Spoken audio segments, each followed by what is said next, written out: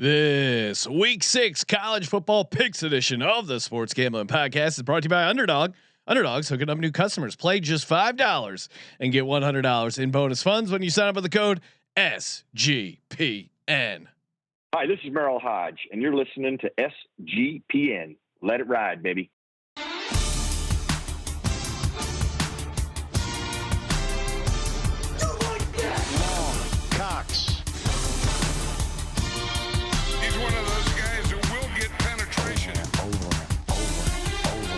It's a baby fucking wheel, man. San Diego Superchargers. Now go home and get your fucking shine box.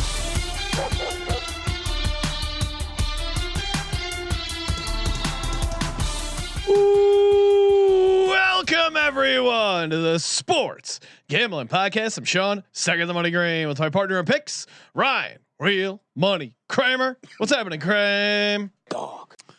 Electric Tuesday, Sean. Yes. Electric Tuesday. We got playoff baseball in the background, but we're here talking about American football, aka college football. Joining us on the line from the College Football Experience, Colby and Anke Pick Dundee. What's happening, Colby? Currently frozen. Colby's he should show up any moment. Okay. There he is. Oh, look, here he is. He's back. Of course, good reason to tune into youtube.com/sports gambling podcast so you can see not only is Road Rash returned, also Colby. I forgot that we back. bought the hat. I forgot. Colby will occasionally say, "Hey, can I buy this?" Basically, like the things that Colby has asked us to buy. It's like a neck brace for Bobby Petrino photo shoot, the helmet car, but the hat to make sure it looked real. The All-State Sugar Bowl hat. Yes, we did buy the All-State Sugar Bowl hat. You're missing your red. You're missing your red windbreaker that he was rocking. Go outside and rub your face on the asphalt. That studio. Joined in studio, Bobby Petrino. Bobby, are you going to be letting the hog? Are you taking the motorcycle around, or what's? Have you learned anything from your experiences? I told you boys I'll be back. I told you I'll be back. All right. I told you, and you guys doubted me. You doubted me, and I went to Missouri State. And let me tell you, Linda is goddamn. I call her sugar tits. We still say that up there, down here. I don't know what the SEC, Mr. Sankey would like that very much. But I'm back. I told you. Get that Paul Pork Pittman and guy out of here, some bitch.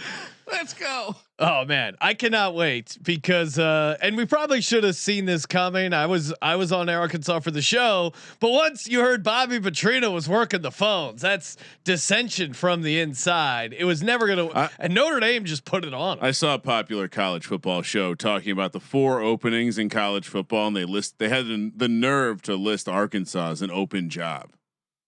I mean, come on. What are we talking about? What am I missing? They got what? You guys got Tennessee coming up after the bye week. He's got 2 weeks to prepare for Tennessee. He's about to shock the world. Now I tell you, I will shock the world. I've done it before. I do it again, and I'll tell you that right now. But one thing I will say is, I don't know if I know how to the neck brace. Yeah, it was a struggle. I didn't know what part was gonna go where. Just kind of like Linda down there. That's what she said. But, So, boy, let's go. You thought she was a mechanic the way she was describing the stuff she was going to do to your tailpipe. Kramer, I mentioned on the I think on one of our NFL shows, but people who are new may not, and maybe they saw Colby's profile icon that maybe they thought he just changed it to the Bobby Petrino road rash face Photoshop, which again, if you're just scrolling, you think it's actually Bobby Petrino until you look and see that it is Colby Dant. And Colby, it's not, he's not some Johnny come lately. He's had this thing, his profile for what, like 5-6 years? Well, Oh yeah.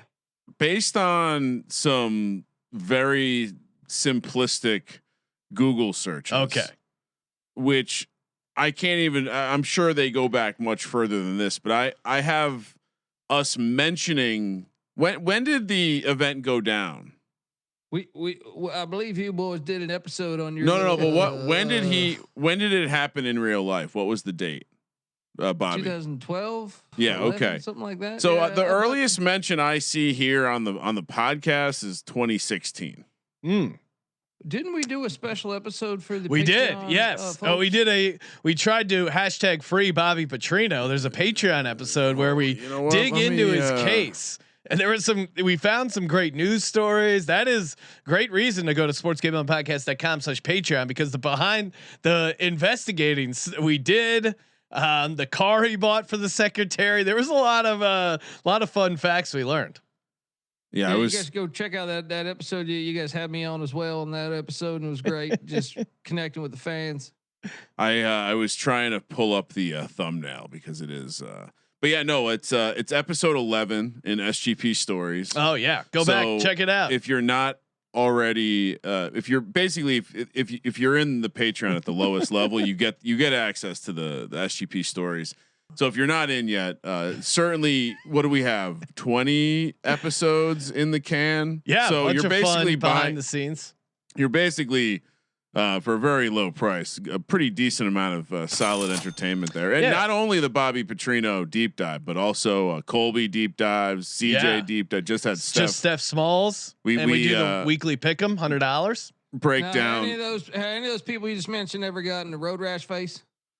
I don't think so. Kramer, I'm getting reports from the chat that Colby's mic needs to turn yourself up, Colby. Well, it could just be that this thing's condensed on my fucking throat. Yeah, I think it might be because he was nice and loud before before we started. Yeah, maybe the neck brace is causing some volume issues. It doesn't. I will say I can confirm. Kind of Colby's a little low on our end too. Okay, Colby, crank up your mic, aka Bobby Petrino. I can turn you up if you want, Colby, but I think you probably can just turn yourself up. Give me a second. All right. And talking to the mic, that always helps. That is, well, he's a little nervous. I mean, did you see back to college football? Jerry Jones on national TV not knowing how to use a microphone? Jerry is very embarrassing. Well, there'll be no Jerry Jones slander. He's Arkansas Razorback. Fellow Razorback alumni. They look out for each other. We tag team a few broads back in the day. To what 08? He's one of those guys who will get penetration. Congratulations, Bobby. Thank you, sir. Well, a lot of people think that we're not going to be able to. They're talking Rhett Lashley. Come on, some guy named Rhett. I cannot tell you. Are they really entertaining other coaches? No, feels disrespectful, Coach. No, they're clearly. You can't fire a guy for inappropriate behavior and then bring him back on an interim basis and not keep him there long term. There's no inappropriate behavior in Arkansas. You heard of the Clintons? I mean, God damn it. Yeah, he's one of those guys who will get penetration. So it's great to have Bobby on the show. Can't wait for them. 2 weeks, Tennessee. That's going to be an awesome game. I'm back. It's going to be better than Terminator 3. Guarantee you'll be better than Remember they gave Schwarzenegger $50 million for that one? We're going to do things. It'll be better than Terminator 3. I guarantee you that. All right. Any other comments, Bobby? How are we feeling about Taylor Green? Get your Heisman tickets now. Oh, really? We're gonna be firing the ball all around. All right, this is a big deal. The SEC, please look at the best quarterbacks in this conference. Thought this is all 5-star talk. All right, this 5-star talk. They got Diego Pavia about to go piss on Alabama. Right, New Mexico military transfer. You got Taylor Green, a Boise State kid, a 3-star out of Texas. Now, Bobby, I know you're as a head coach, you're not allowed to gamble, but if you did, what would be your week 6 college football lock? There's gonna be a lot of look. I pissed on a few women in my day, but there's gonna be some piss all throughout Tuscaloosa. We'll get to it, I'm sure. They're calling it the Golden River Shootout because Pavia gonna get let loose. I mean, that is crazy. That I understand why Vanderbilt is a dog, but did you see this stat, Kramer, that Vandy has now been a dog for 51 consecutive conference games? I mean, they just keep making Pavia a dog and just keep motivating. It's also guy. Like it does make sense. It's a crazy stat, but it also does make a lot of sense. Vanderbilt has been ass for a long before Diego Pavia. They were ass, and they made a good purchase. Oh, great investment on Diego Pavia. All right. Any other final statements, Coach Petrino? Look, this is the SEC. All right, we're gonna win this thing. It's not over yet. All right, and they're Rhett Lashley, SMU nonsense, bunch of religious freaks down there. All right, please, let's go. Woo! Can we get a woo pig suey on your way out, Coach Petrino? Woo pig suey. All right. All right. So Thank you, Coach. So yeah, maybe as Coach, when you leave, have Colby double check Colby's audio settings. All right, we're gonna try and get Colby on. Big thanks to Bobby Petrino. Appreciate you coming on. That was I will say that blur that obscene gesture Coach Petrino made. Yeah, I'll I please let us know what your thoughts on Bobby Petrino joining the show. Curious to hear what the crowd has to say.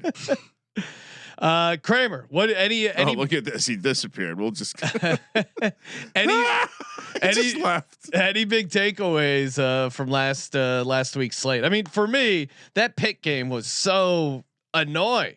Pitt was one of my locks. They were up 17-0. See, and they were getting jobbed left and right by the refs. And then, I mean, certainly they deserved some of the blame for the collapse. And then not even covering the 4.5 was just fucking college ball. But I learned the valuable. It was, don't eat shit, Pitt. I felt like that was just an epic collapse by them. I mean, I regretted not locking up Oregon. Yeah.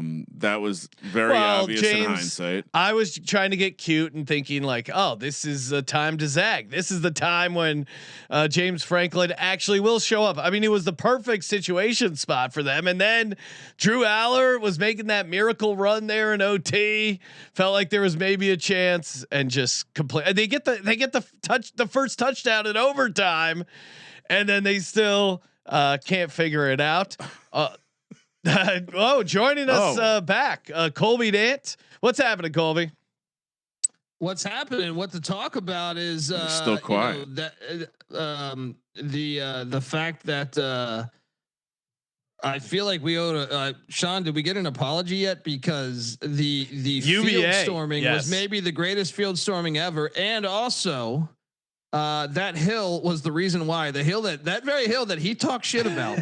He talked a lot of shit about. Freezing cold take on a hill. I didn't think I would see it. The hill 2,000 people there. I mean, it was one of the most epic field stormings of all time. UVA winning upright. It just happened recently. No, it was one of the best ones. That's a and you had the guy taking the photo, flipping Castellanos, the bird. I loved it. I thought it was hilarious. And then also the people in their ivory towers who were just like, can you believe this? This has no place in the game. This is disgusting. Come on. It's some drunk college student. Castellanos talked a lot of shit, and he's going to flip him the bird and take a photo. Well, what about the other side where like Squirrel White is, everyone rushes and they're like, I'm super concerned about Squirrel White. He's in fucking a helmet and shoulder pads. What are you he's gonna be fine. What's a fucking moron? What are you talking about? The assault that the patrons of the game in Charlottesville committed to that poor wide receiver. Can we talk about how they did all that, but they didn't take the goalpost down?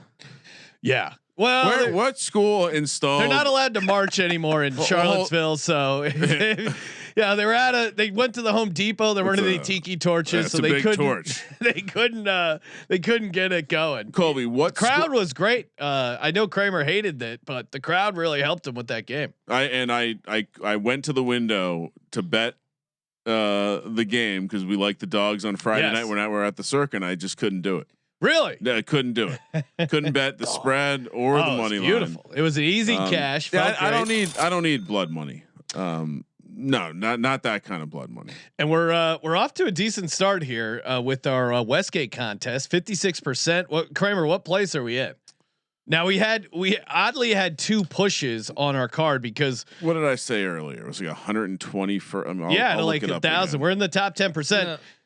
We had Those are really tough beats though, man. Pitt was up 17-0. I know. A&M scored to go up 10, and it was called back on a questionable call. Yeah, I was watching that on the old phone, and I was like, I thought when that happened, I was like, nice. And then I looked back and I'm like, and then Arizona State, we picked it. We got the worst of the number. We picked it on our show at 2, and of course they win by 3. The contest had ended up closing at 3.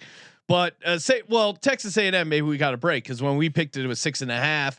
The contest had it at 6, so we got a push there. So we still got a full point for the 2 pushes. So essentially, we got 4 points for that for the week. So not bad. Keeping above 500. Winning. Keep stacking winning weeks in the Westgate contest. We are, and it's so funny because every time I go to look us up, I don't look up Dome Football first. I forget that our name is Dome Football. It's a great name. We're 18, 14, and 3, and we're tied for 130th place right now. All right. Top 10 get paid. We have 19.5 points. You get a half point for a push. Currently 10th place is 23 points. First place is 25 points. So very much in the mix still. Seven points available every week. And of course, shout out thoughts, T's and P's for the Indiana backers who had -7 or some people hit me up and claimed that they had they bet Indiana when it opened at 6.5. When we talked about it, was like 8. Yeah, it was 7.5 at Circa. I got it. I think it was 8.5 actually. So that. For me, it was no sweat, and I think, and I saw Colby's comments. I thought Iowa, if Kronowski stays in that game, it does feel like they're live to win that thing. It was tied up. They get the interception. They return it back to the 29, and that bum of a backup quarterback couldn't get them any yards, so they missed the field goal. That I feel like Indiana got extremely lucky to get out of there. Yeah, and then I mean it was pretty funny seeing Mendoza. Like time expired when he was on the 20, and he still ran for another 20 yards into the back of the end zone. I'm surprised there wasn't more made about that beat because that was pretty crazy if you got the early number. But it definitely closed like 7.5, 8.5 most places. So hopefully. You can't win them all, side. Sean. No. Can't win them all. No, that's a tough one to lose, but you can't win them all. Any other big takeaways from week 5, Colby? I'm still the shout out to Rice. They hung around. They got the 14.5 for you. Had an onside kick to get the ball back to potentially tie the game if they would have been able to get that. But dude, I mean, you're seeing the parity throughout the sport. There was an unbelievable amount of close games. I forget the exact number, but like within 1 score games everywhere. The sport is not. It hasn't been like this in a long time. Where right now? What would you guys say? How many teams do you think could win the national championship? Because I think it's a pretty big list right now. I mean, you could probably say what, like 10, 12? I don't know that anyone is awesome. Yeah, is I think it's more like 20 or 25 maybe. Like it matters the path, I guess, and you'll get favoritism towards some of the blue bro. Yeah, it's one of these weird graphs where like the better the talent you have, the more likely you are to have no experience playing with one another. And the more experienced teams are more likely to have less talent and maybe coming from a situation where they were either lower in the rankings or a smaller conference. And so, yeah, I mean, if this would be a fun year to have a 24 team playoff, I'd say that because it does. I think in a lot of years, it's like, yeah, you have these top 4 to 6 teams that are they're just better than everyone. And it's not like that. I mean, even like looking at the SEC, it's like, it's a little bit satire, but starting to look more and more realistic that Vanderbilt is a team that should. I mean, I understand the point spread and the knuckleheads on the internet that argue like, oh, it doesn't matter. They're going to be two touchdown dogs, but I guarantee like that's one of the easiest picks I'll ever make in my life. Well, and how about your bigger recruits like Lagway and Manning look like the worst quarterbacks in the conference. And here's what I'll say: Trinidad Colby, Chambliss, and Ferris State transfer, and Trinidad and Tobago and Chandless. We need to take the pre-seed, like the early Heisman market much more serious next year because all the chalk is dog shit, and they're like we just need to sit down. I'm mad I didn't have more long shots because all the long shots are you know what? All the favorites now are like 100 to 1 plus. This is what we're doing. A few months ago. Next year, we do this for all the NFL markets. We're having Colby on, and we're just going to go from the bottom to the top and go through every quarterback. Yeah, thumbs up, thumbs down, and yeah, I think putting a whole bunch of small bets on these longer shot guys. I mean, my God. I mean, think about the draft markets, right? First it was Shador 2 years ago. God. This year it was like Arch Manning, #1 pick, 2 to 1. His grandfather said he's not coming out. Still 2 to 1. That was crazy. We got to take that more Garrett seriously. Nussmeier doesn't look good. Lagway, the ones that we all thought were supposed to be awesome, or I mean, we as in the common people. Pavia is down to 17 to 1 to win the Heisman, which is just awesome. Well, he's one of the top 5 best players in college football right now. Yeah. If they keep winning, I mean, he's pretty, as far as a path, he's pretty undeniable as long as they do. Like generally the Heisman comes from a team that wins a lot of games. If they win a lot of games, if you're a Johnny come lately, and of course Kramer, Colby, and I mean our whole show has been touting Pavia for a long time now.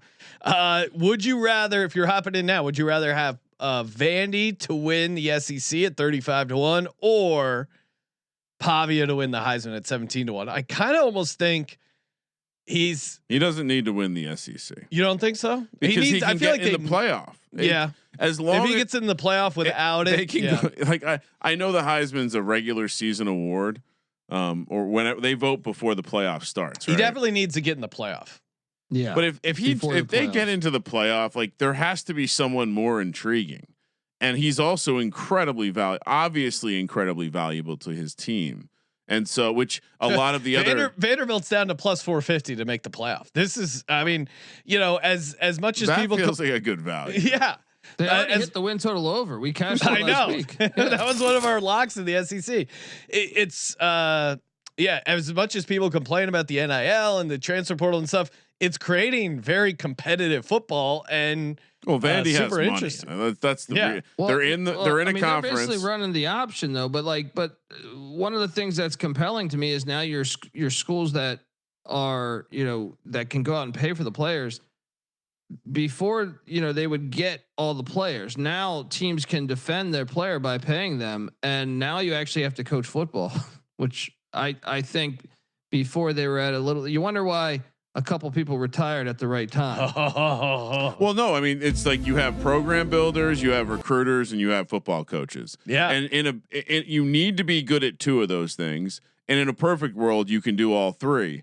And I think too often it's program builder and recruiter and not coach. Well, to Colby's point, developer. It does feel like this is the guys who can actually coach ball and develop players within a short amount of time too. I think is something that's interesting because if you're getting a whole new team, I mean, sometimes it works out, sometimes it doesn't. We've seen both extremes. But you know what that is? That's generally those team resets involve a couple key players that probably already know the system, and the system works.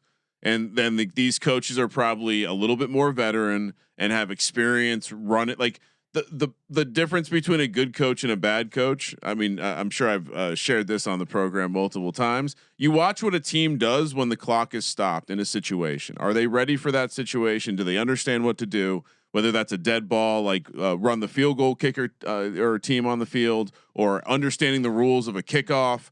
That's how you understand a good coach. And so that if they're focusing on that stuff, they're also focusing on how to most efficiently get people into the system and develop them to play. And so, I mean, to Colby's point, I definitely think coaching will matter more. Now, money will still build the best teams, but fair. But the depth, but is coaching just not there. Well, coaching matters more when you have less time. When you're a Nick Saban and you have like these freshmen show up and they do this and they do that and they're coached this way and they're coached that way. And you have this all-star staff of coaches because it's a desirable place to be. It's not that hard to do that because you have the best players, you have the best facilities, development, all that. But when you're doing that in a year, I mean, you have to be extremely good at what you do. And you have to probably have experience doing it, which means you probably come from a lower level where you often have to like your team is a fresh team every year. Well, and like now with paying the recruits, like and developing them yourself wherever they go. You take a look at Georgia for an example. Georgia's D line is terrible this year, right? So far they've been terrible. That's unbelievable, right? Like you're like, wait, how did they do this? Normally they always have guys, right? Well, before they would just be able to go out and pay, where they were one of 14 schools paying. But now you have 136 teams paying, and it's different. Now you develop that good defensive lineman wherever, and you say, guess what? We can pay him to stay here. It's depth, right? It's 100%. The Alabamas and the Georgias of the world, their backups were better than your starters. Price of the brick is going up. The price of good D line talent has gone up, and they can only spend so much. Well, also the guys who are the backups who are really fucking good, who normally would sit there and be on the bench for a year at Alabama or Georgia or 2 years, those guys are like, fuck that, I want to play. And so they and I think development too. If you are developing a very good defensive player or whatever position, you can hang on to them. Not everybody, but you can make the decision as a team. Like if you're Missouri, if you're whoever, you can say, we have enough money. Let's keep this guy where you can match that offer where before they would leave, I mean, Ashton Jeanty is the best example of he stayed in Boise. Because they came to the table with some money, some of that blue turf cash, but also he understood that his it was actually one of those intelligent moves for the player too, where his value probably is still stronger staying in Boise, and it was a good bet on himself situation. Obviously, there's very unlikely he would have ended at the same scenario in almost any other situation. And I think more players need to realize that. But if you were to look at and say who are the best quarterbacks in the SEC right now, if you just look at the quarterbacks, you would definitely say probably Taylon Green, Pavia, Trinidad Chambliss. Maybe you throw Ty Simpson in there if you throw out the Florida State game, but after that you probably put Joey Aguilar. All these guys are transfers from other schools, very obscure locations, and your high recruits where you didn't develop them good, essentially, or good enough right now. Arch Mannings and Lagways and whoever else you want to throw in there. Nussmeier, they look like duds right now. Arch is out to 30-1 for the Heisman. It's crazy. I mean, we were all over. We said no, don't bet that for Heisman. That was kind of the craziest future of all time. How often are the best high school recruits the best NFL guys? I mean, I think there's some correlation there, but if you don't have a situation where you're developing for years, I think you're way more likely to break and just not be that good. Shout out to Tribeca Capital in the chat, hooking us up with a nice super chat. Tribeca Capital does sound like a holding company for some sort of. I mean, Tribeca Capital is probably like a holding company that helped pay college kids back in the day. Oh, a little endorsement deal from Tribeca Capital. I thought you guys had just done an SGP documentary and we were going to hit the film festival. Well, there is the Tribeca Film Festival. There is that documentary. We got to. I didn't watch it. I've heard. Eric, one of the listeners, hit me up. He said he liked it, or he was diving into it. The USC kid who was like the backup quarterback who got in with the legit cartel dealing cocaine back in the Pete Carroll USC championship teams. Have you seen the trailer for that? Todd Maranovich? No. Fascinating. It's called Cocaine Quarterback over on Amazon. I got to check it out. I heard it's good. All right, let's get into the picks. We got a full slate of games, of course, brought to you by mybookie.ag. Promo code SGPN. Head in over there. Get in on all the live action. We got a sweet graphic of Pavia. Look at that. I mean, this was made weeks before the season started. We are. Colby turned us on to Pavia. We've been riding with the pisser for a long time. It's awesome to see him blow up on the national stage. I haven't heard if Theo Vaughn's going to get to date his mom, but either way, that guy's a dog. Colby, if you had to update the graphic, would you make any player swaps? Jeremiah Love is kind of like he's a beast, but he's sharing time with Price, the other running back. So maybe you switch out Love, but Ryan Williams and Pavia are pretty good. But hey, guess what? Ryan Williams isn't even leading the team in receiving. It's Jeremy Bernard. So maybe Jeremy Bernard.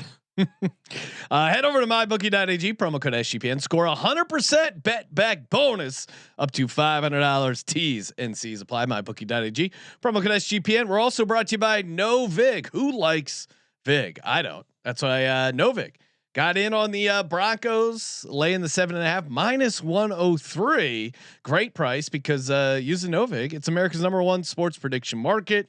You're getting some of the best prices because it's an exchange. You're going head to head with your fellow DGens. Novig available in 35 states, including California, Texas, Florida. If you're in those states and you're like, oh man, I could use some extra action, fire up the Novig app, use the promo code SGPN, spend $5, you get $50 with that promo code SGPN. Helps keep the lights on and helps you save some money on some juice. That is the Novig app, promo code SGPN. All right. Anything else we need to get off our chest before we get into the games? I know Sean. By the way, Colby, there has been a lot of response for more questions than answers, so we might actually. You hired a producer. Well, I didn't hire a producer. I just mentioned that. I'm gonna get a beer while you guys discuss. Perfect. I was just mentioning. Shout out to Patrick Fisher. He has a lot of great ideas, and it often sends me riveting topics that have more questions than answers. And so, it's always good to have the information man behind the scenes, the stats and information.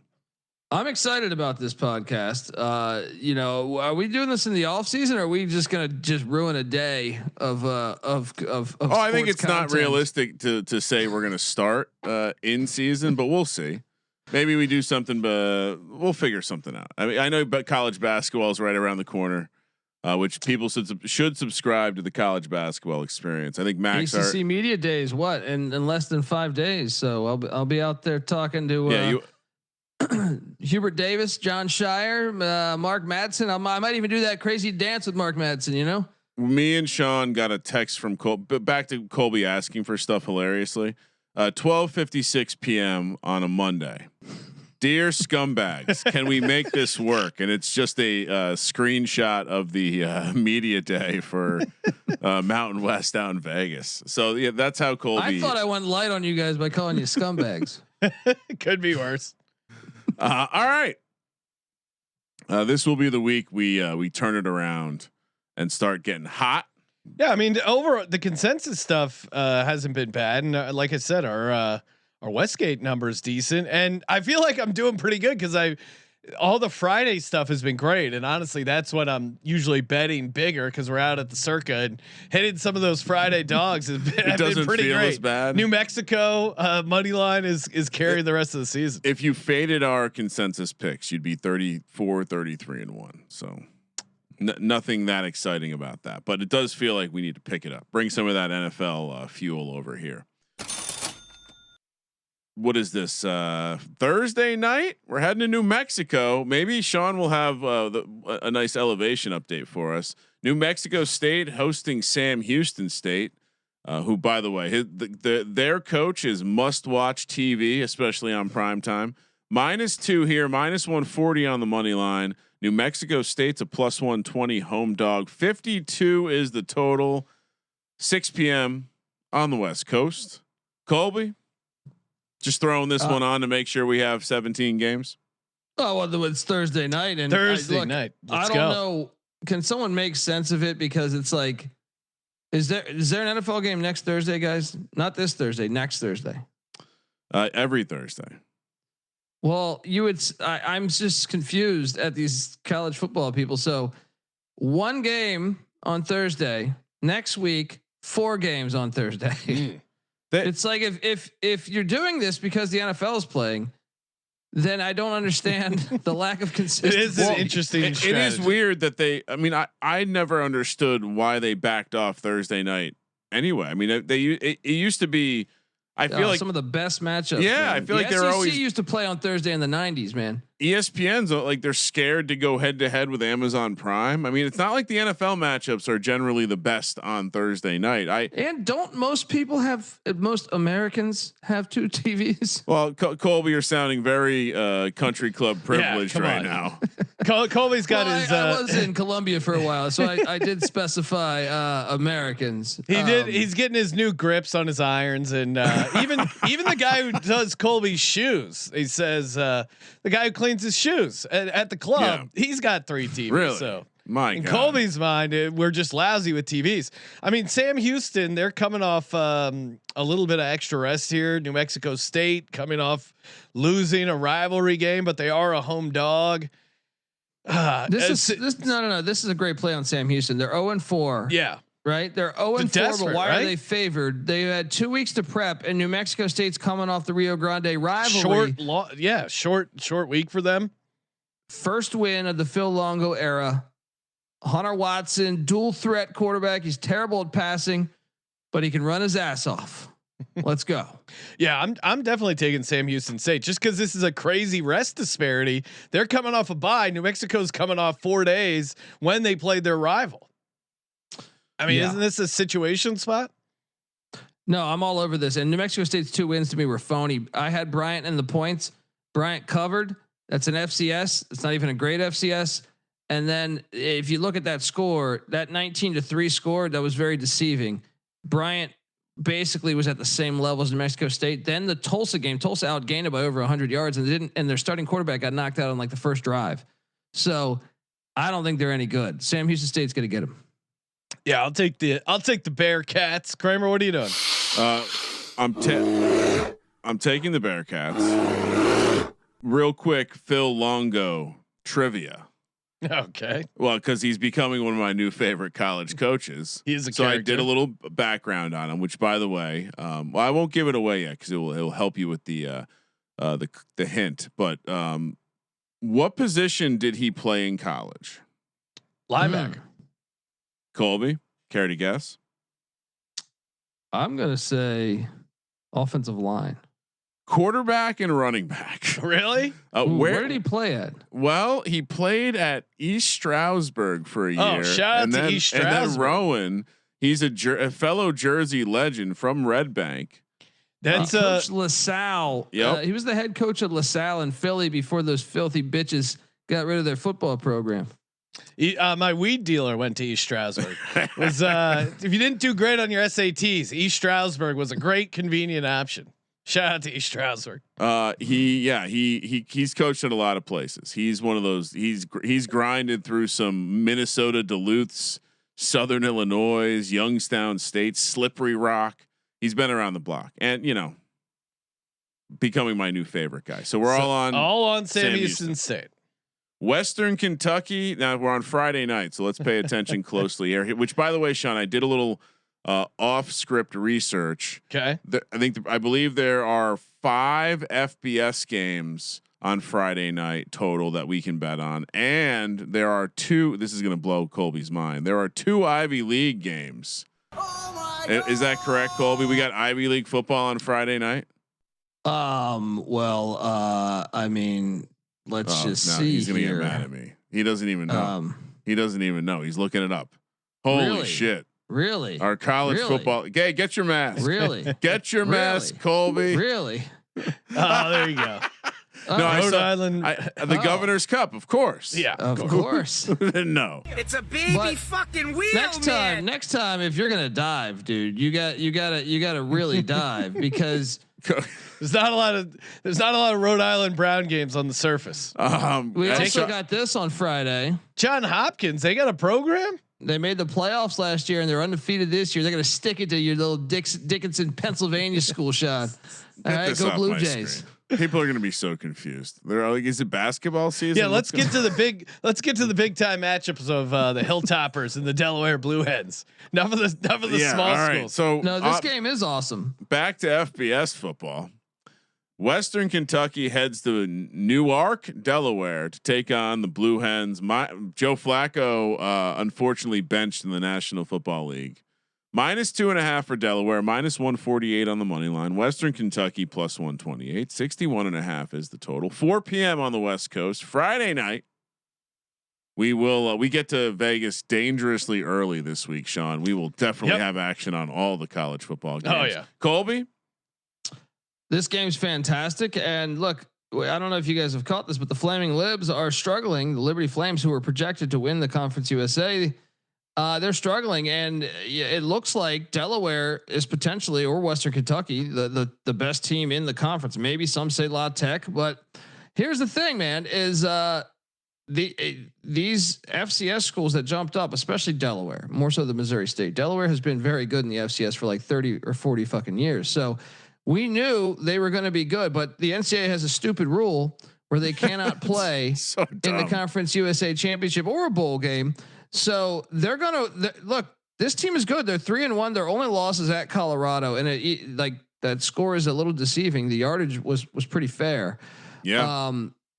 Delaware beat an 8 or 9 win UConn team a year ago. This year at this very stadium. This is a Friday night game. They're excited that they're FBS. This is a gigantic game because look, they can't play in the CUSA championship, but you can still say we were the best team in the CUSA. Yeah, I'm all over these Blue Hens here, man. I know that you got Maverick MacGyver playing quarterback for Western Kentucky, and Sean, he can figure some things out. But I think Delaware and Ryan Carty, these teams that jump up, look at Georgia Southern, look at App State, look at Sam Houston, look at Jacksonville State, who won the CUSA. These FCS programs are that have been really good for a long time.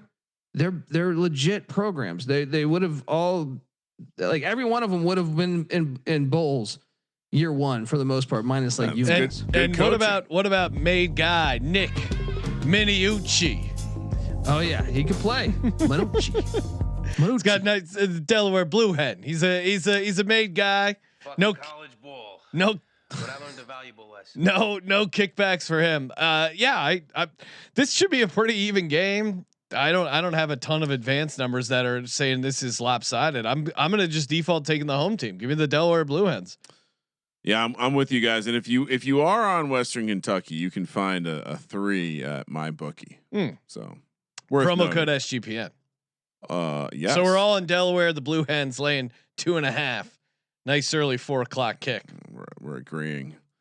Is that a good thing or a bad thing? Sorry, I'm having to pass a captcha. I was trying to place a bet here. All right, I'm giving up. Moving along. Double New Mexico on in the first 3 games. We're heading to San Jose, California. Beautiful Bay Area. 7 p.m. on the West Coast. And what I like about this week's slate, Sean, is there are 3 games that start at or after we start our show. So we will have sweats throughout the entire VSiN Sports Gambling Podcast live on VSiN. New Mexico heads to San Jose to take on San Jose State. San Jose State -2.5. I put them in the dead to me basket very early this season. Oh yes, -135 on the money line. New Mexico +115. 58 is the total. Colby, what are they still dead to us? No. Look, they're fade the Rio Grande rivalry, man. That was a huge game. Yeah, you're right. That place packed. They stormed the field. And how about the fact that the one team, New Mexico, so New Mexico is 3-1. Jason X doing an unbelievable job there. We're on the over on their 3.5 wins. But their one game that they, besides Michigan, which was a 10-point game in the fourth quarter, the team that gave them the hardest game was Idaho State in the FCS. Idaho State runs the run and shoot. Well, guess what? San Jose State runs the spread and shred, which is a variation of the run and shoot. Craig Stutzman. I expect that to be the difference. And why else would they be favored? Why are they favored? The spread and shred. A toxic environment. Yeah. No, I was just going to say that sounds like something Patty C executed toxic in environment. college. You sound like a college student, Colby, complaining about some microaggressions. I said this is not a toxic. Oh, not a toxic environment. Yeah. Okay. Well, no, the toxic environment is Patty C executing the spread and shred. Oh, that's after Chipotle. I had a different thing in mind, but okay. Oh, well, there you go. Are we really fading New Mexico? New Mexico looked pretty good on the road. I get it. UCLA not good as we've really learned, but I understand fading them off the rivalry win. They did 100%. They stormed the field, Colby.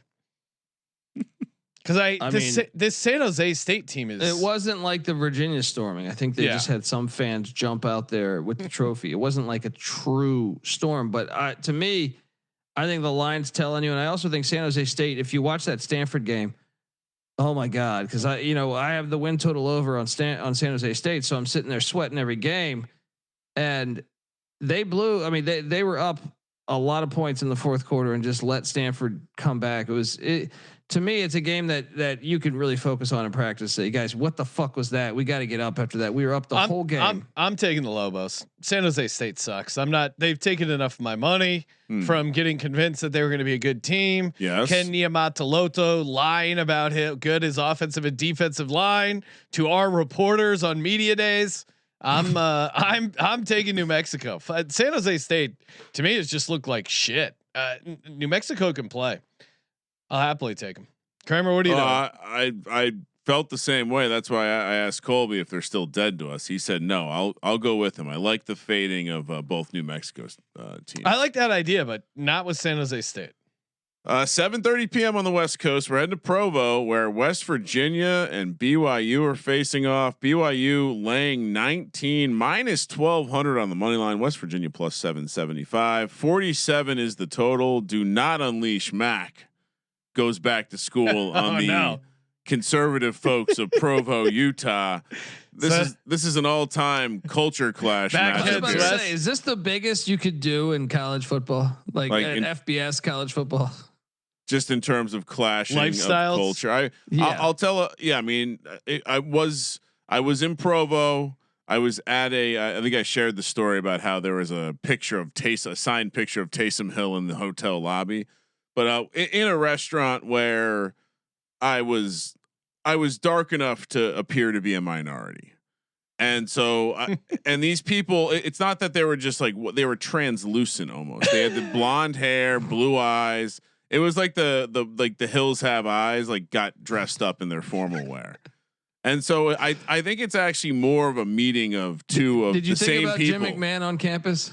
I think West Virginia and BYU is just there's like a fork in the road, and one people went one way and one people went the other. One people choose religion, the other choose Jägermeister, and that's kind of other than that. Yeah, that's what the two fast moonshining and Mormonism. I keep laughing of meth. Don't forget meth. Meth. Yeah. No, I'll give them credit. I'll say nice things about West Virginia. There's a lot of choices. Moonshine versus the Mormons. Oh, I like that. That's a good one. That's a T-shirt. Now I always crack up Mac sharing photos of the drink wheel at his old college bar. He's like, time to spin the wheel.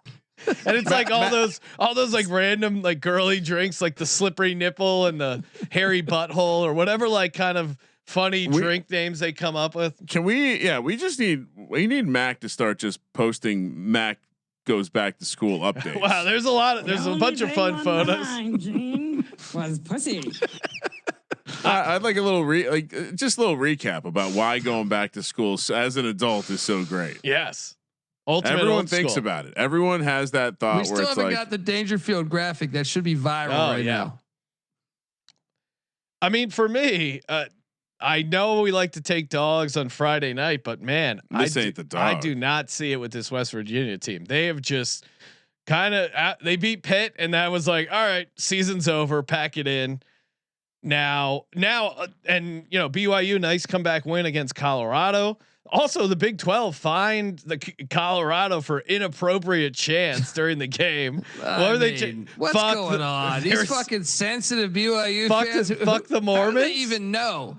How did Yormark even know that this was going on? Someone took a video and sent it to him. Come on, BYU. This is also like a crazy late start time for West Virginia. Oh, I like that negative body clock. I think it's. I mean, you're coming from the East Coast. The game's starting at what? 7:00, 7:30. 7:30. 7:30. So 10:30 their time. 10:30 East Coast game.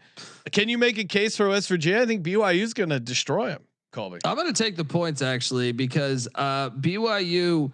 I still think that offense is figuring some things out. Like if you watch the Colorado game, I thought that was more about Colorado fucking it up than it was BYU winning it.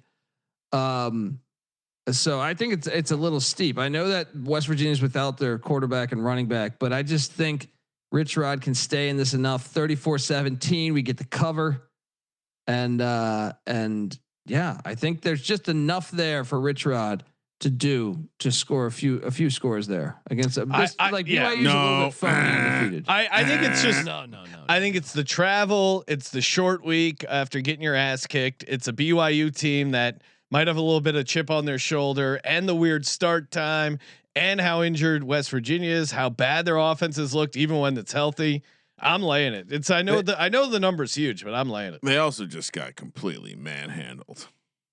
West Virginia? Yeah, they're bad. Like Utah took out their demons. Oh, I'm with you. I'm laying the 19.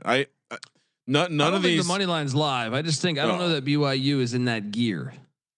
None of the Friday night games, unfortunately, Sean, feature a home dog. Another 7:30 p.m. West Coast kick heading to San Diego, where our gals, sick logo. If you're watching on YouTube.com/sports gambling podcast, San Diego State laying 6 against Colorado State. My great matchup, great city matchup here, great logo matchup. San Diego State -6, -225 on the money line. Colorado State +195. 40.5 is the total. That looks like a classic San Diego State total right there. Yeah, flirting with the 30s. Well, this 40.5. As San Diego, this is Colorado State's first road game. They're only getting 6 points. San Diego State's defense, in particular at home, has just been awesome. Now they had that weird game in Washington State where they got worked, but other than that, I mean, well, granted Stony Brook, but they shut them out. They shut out Cal, and then what? They let up 3 points against NIL. Like, this defense is legit. How does Colorado State move the ball against San Diego State in San Diego on a short week? Yeah, I mean you're right, and Colorado State has the ultimate, guys. If I may, Colorado State, their starting quarterback Braden Fowler Nicolosi is it's a great lawn chair graphic, Colby. Exactly that. YouTube.com sports gambling podcast. But what is this, Colby? I love all the text. This is Eli Manning. It's a definition of a lawn chair. Now, no one asked for this. When he goes to the Hall of Fame, this is what we read on SGPN. That's a great graphic. I don't know if I'd say great. It's a good graphic. I take lawn chair to me. That's more of like a something you lay out on. To me, lawn chair is. I think of a lawn chair as something you use as like the strike zone for a wiffle ball game, like a little more upright. But I see what you're getting with the lawn chair. Just sit back, relax, and like get your ass kicked. The old metal ones that we had. Metal with like the vinyl. It's a sit up, not like a pool chair or whatever. Yes. A lounge chair. Lounge chair. But great graphic work as always, Colby. No, look at the advanced numbers. I mean, San Diego State's 8th in EPA per pass defense. Like. Top 20 in EPA per rush. I wouldn't be surprised. Like, if you could bet a Colorado State shutout, what am I missing? Colorado State, their coach probably gonna be fired if he loses this game, and they probably should lose this game because they're fucking terrible. The one win they got was on a bad call where Northern Colorado scores a touchdown, and Northern Colorado is not a good FCS. So it almost stinks a little bit. Because I feel like Colorado State is so bad that I'm like, how's it only 6.5? But I guess they're coming from the Colb. Yeah, I mean, I would say that based on the betting splits, no matter the source, everyone is betting on San Diego State. To your point, Colby, if this line doesn't get to 7, I guess it's suspicious. It's still early enough in the week, I think. Yeah. So maybe it gets to 7, but we'll lay it. We'll get some CLV on this one. I like this a lot. Take the over in this game. Really? Yeah. No way. I'm not taking any overs with San Diego. Colby's doing doing totals. They scored over 30 at the snapper last time. Doing totals. Yeah, now, they'll win 30-0. They didn't let Cal score. You think Colorado State's going to run it up on them?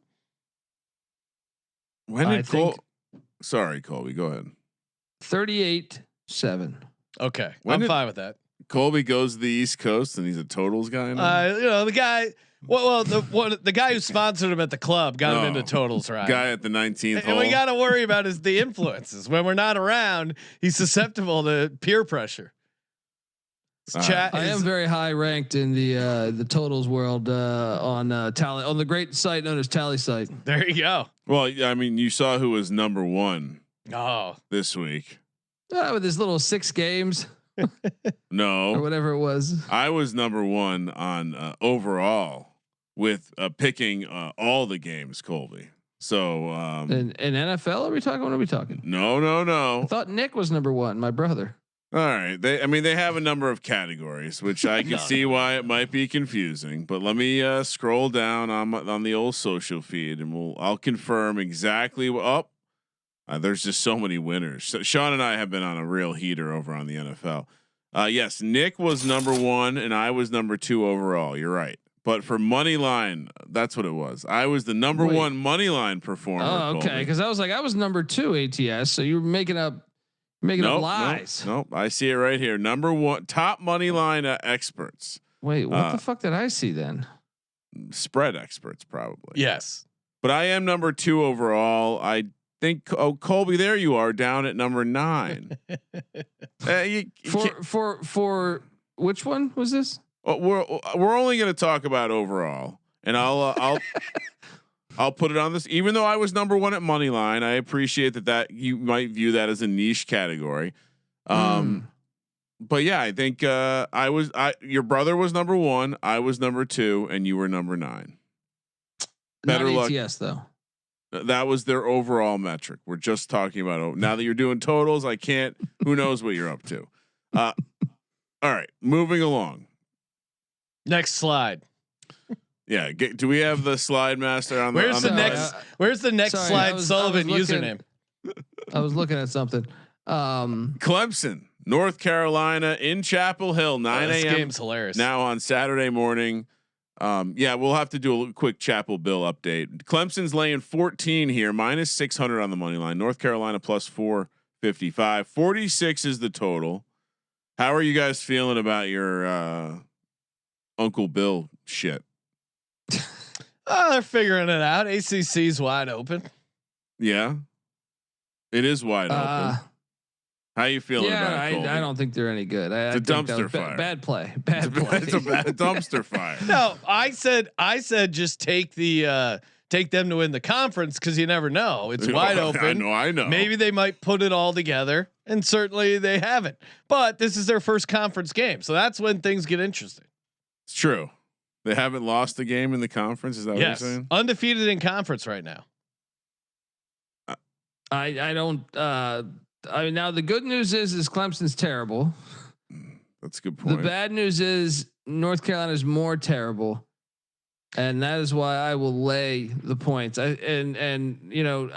Normally Kramer lets me know about the dating scene between coaches, players, and all that stuff. But Moneyline Mac alerted me to Chapel Bill being in Nantucket with that broad. You gotta lay it here in a game on a game week. Yeah. Oh man. Well, have you ever been to Nantucket? It's not like it's not like the easiest trip. I would imagine even if they were coming from wherever they were coming from, they would have to have landed and taken a smaller plane to Nantucket. Meaning they did some. I mean, that's a full day. He's checked the fuck out. Now the look ahead line in the summer was Clemson by minus 13.5. Now Clemson is laying 14. Well, they've gotten much worse.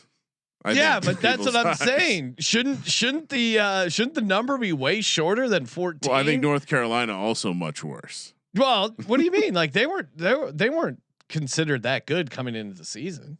What was their win total? Colby, like 8.5? No, I think it was 7.5. Hold on, I got it right here. Yeah. 7.5. Yeah. And Clemson was 9.5. Yeah.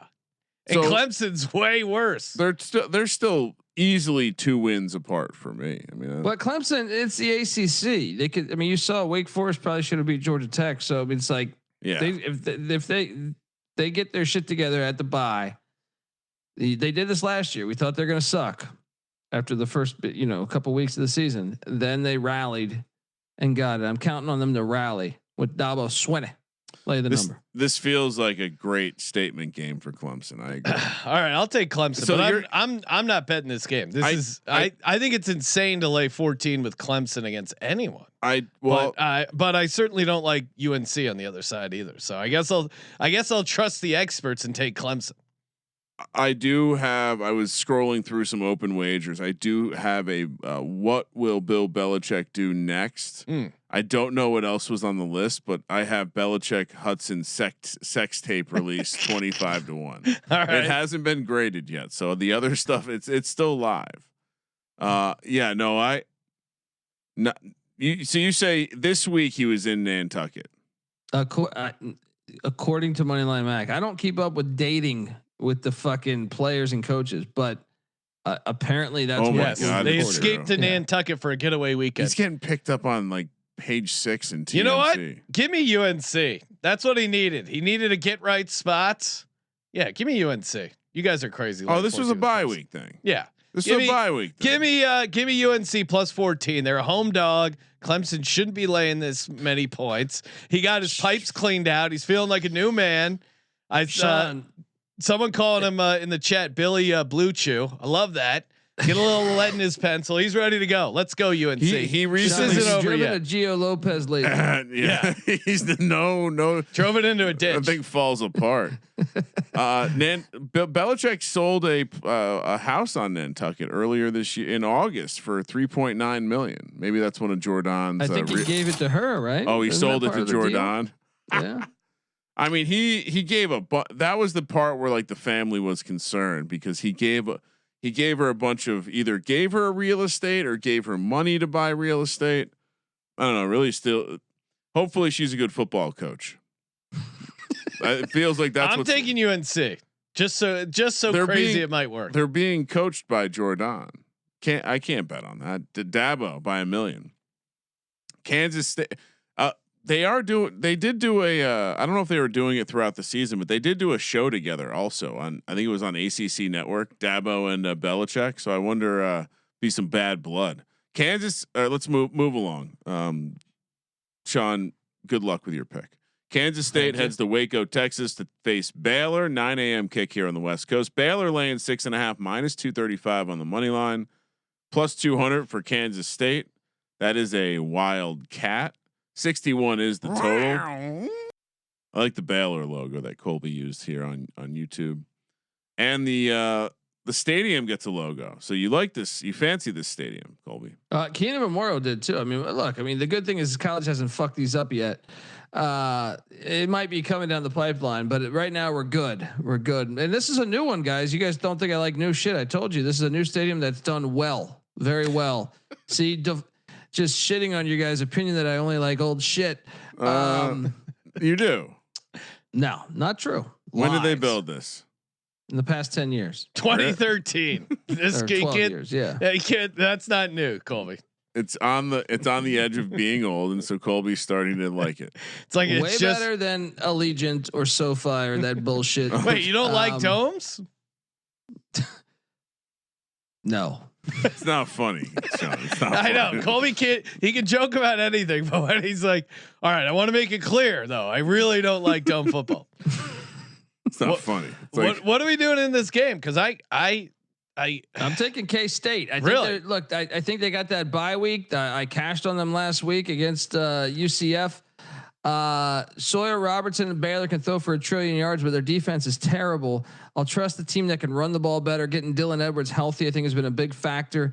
Give me the points and these Wildcats as they go into Waco, Texas. I think they can. I think the money line's live. I'm with Gary K in the chat. Kramer, I guess don't trust Avery Johnson on the road. I'm a little skeptical. And then there's that whole losing that first game in Ireland curse, but maybe they shook it off with the bye. I get the Baylor anytime I'm involved in a Baylor game. It looks good and then it doesn't look good. Yeah, I guess it's every Baylor. It's the 6.5. I feel like they'll be up big and then they'll blow it. Kansas State fans. I'll take K-State. K-State fans don't seem like they're all the way back in. No, but that's why you gotta get back in before the fans. Like the fans are always the most cynical. It's like when Colby is out on ECU. That's the time you play them. Oh, never gonna win. Scenario. Give me Army, lock up Army. All right, I was rooting for ECU the whole time too. Of Ask course. Moneyline Mac. We were there. We were having a good old time, and it was perfect because I just gave the universe $50 for me to have a good time, and it was like that Seinfeld because I ended up getting free tickets anyway. So it evened out. Evened out. Yeah. Give me Kansas I'll State. take K-State. I'm going to follow Colby here just so I have someone to blame. But I wouldn't. I'm not good on Baylor games. 9 a.m. Another 9 a.m. kick. Heading to Cincinnati, Ohio, where the Bengals really suck. But the Bearcats are laying a point against Iowa State here. -118 on the money line. 54 is the total. Another great slide here, and another. Is that a stadium with a logo? I can't quite. The print, the text is so small, it's hard to see. Oh, buddy. I mean, one day we'll teach a class with you, buddy. This is Nippert Stadium, buddy. I mean, come on, this thing. They've been playing football, on this exact location since fucking 1901, man. 1901. So the Cincinnati Bengals used to call this home with Ken Anderson back in the day, but you schmucks wouldn't know that. Nippert's a classic, buddy. Way better than that Bengals bullshit. This is an interesting game because Iowa State, their DC one of their DCs is now at Cincinnati. So this will be an interesting matchup because of just they know what Matt Campbell and Rocco Beck like to do. But I just think Rocco Beck is in. When a game's close, he's shown that he's kind of been an it factor. So I will take Iowa State, even though this line crossed over 0, right? Well, meaning Iowa State was favored early on. Yeah, I think so, which is tricky. I'll pull it up. I'm with you, Colby. I mean, that doesn't really matter. It's a little scary going against the Bearcats. Obviously, they looked really good, lighting up Kansas there. Brendan Sorsby had a very good game, but yeah, back against the wall. I feel pretty good about Rocco Beck. I feel dumb for taking Arizona last week. I'm gonna ride with my boy Rocco.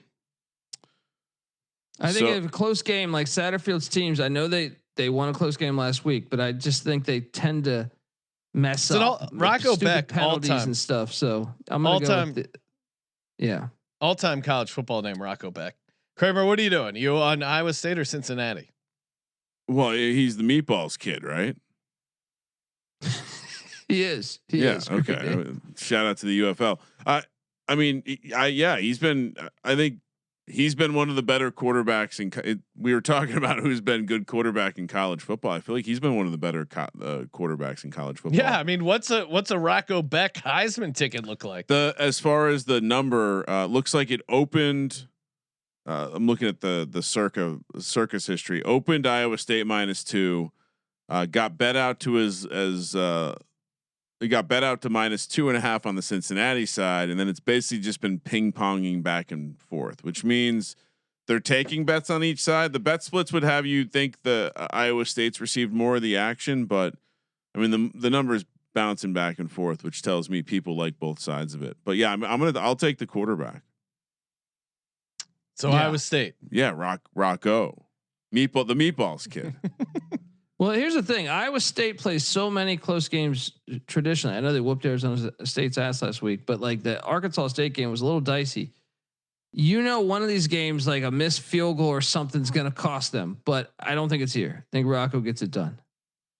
Yeah, I mean, we just have to hope this isn't the random game that they dropped that they probably shouldn't. Because that's also something he's done like basically in every year of his tenure there at Iowa State. Air Force, Navy. Oh, what a matchup here! Sean did say maybe we cut down the slate a little. Yep. I hope this wasn't one of the games you were considering cutting. 9 a.m. on the West Coast. We're heading to beautiful Annapolis, Maryland, where Navy is an 11.5 point favorite. -420 on the money line. Air Force +340. 51.5 is the total. I mean, how can you fade Navy at home here? Oh man, this is just too many points, man. This is just Air Force's defense though has been pretty shitty. I mean, I guess it has been. It has been. Is this what does Air Force get up for this game against Navy? It is the Commander-in-Chief Cup. It all counts for that. I feel like Air Force. I mean, the defense has been bad, but going up against an option team, and I know they got destroyed last year, 34-7, I think it was. But in Annapolis, they would have covered this line like you'd have to go back to like I don't know, like 10 years ago or something for the last time they did not cover this number in Annapolis. And it's very similar to the Rice angle. It was like, to me, you have two option teams, so the clock is going to bleed. So 11.5 is really like 22.5. You know what I mean? So I'll take the points with Air Force to stay in this game. I wouldn't be crazy money line. It would not be crazy money line, even though I know we ate shit with them against Hawaii last week. I just think when you get option on option, you saw Rice. If they would have got the onside kick, who knows? And Rice was dominated for a full half. They didn't declare the onside kick. That might have helped them. Then no declaration, buddy. Colby, they run the option, and they've given up. Well, I'll ignore the Bucknell game, but 49, 49, and 44.